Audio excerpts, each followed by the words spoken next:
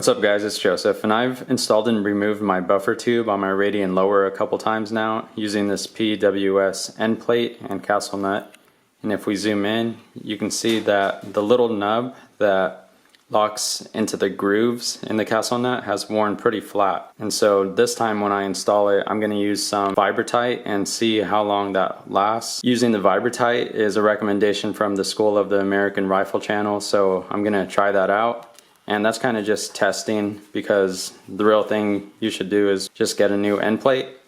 But you know, this is like a testing lower for me, so we're going to put some Vibratite. The first time I reused the end plate, I was going to this Forward Controls Design A5 length buffer tube, and then the second time I was going to this Victor heavy duty buffer retainer, since I'm using a flat wire spring and a Kinshot hydraulic buffer. As you can see, I did get my radian into the NC Star Vism lower block, and I'll show you how I did that at the end of the video. At this point, I've cleaned all the threads with an alcohol patch, put it all together, let it dry, and School of the American Rifle recommends using the Vibratite wet instead of letting it dry like the directions say, so I'm going to do that. I've shaken up the Vibratite, and on my torque wrench I have a Forward Controls Crowfoot castle nut wrench, and it's set to 35. I'm gonna check and see if that little nub is in the groove. If it's not, I'm gonna keep increasing the foot-pounds up to 40.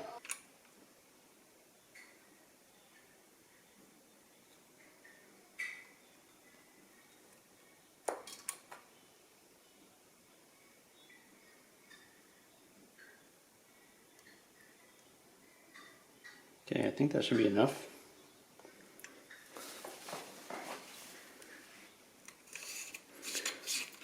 This is a lot easier on the radian because the radian uses a captured, what's that called, takedown pin detent. So I got that hand tight.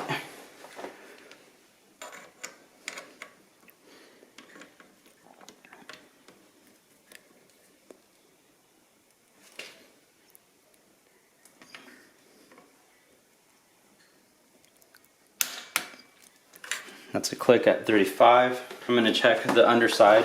On the underside, the little nub is sitting right between a couple grooves, so I'm going to increase the foot-pounds. So now we're at 37.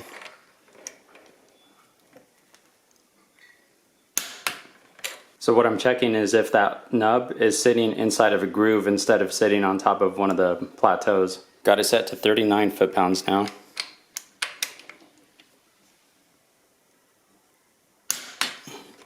So in my case, it took 39 foot-pounds to get that little nub perfectly inside of one of the grooves in the castle nut. Last thing I'm doing is just marking the castle nut and end plate with the ultrafine silver Sharpie. I'll have an affiliate link to this stuff down in the description if you want to check them out. And like I said in the short video on this NC Star Vism block, I think it's a little bit defective, where since I tried 3 lowers and none of the screw holes lined up, so NC Star is sending me a new one, but I was able to do some modifications to get it to work for now.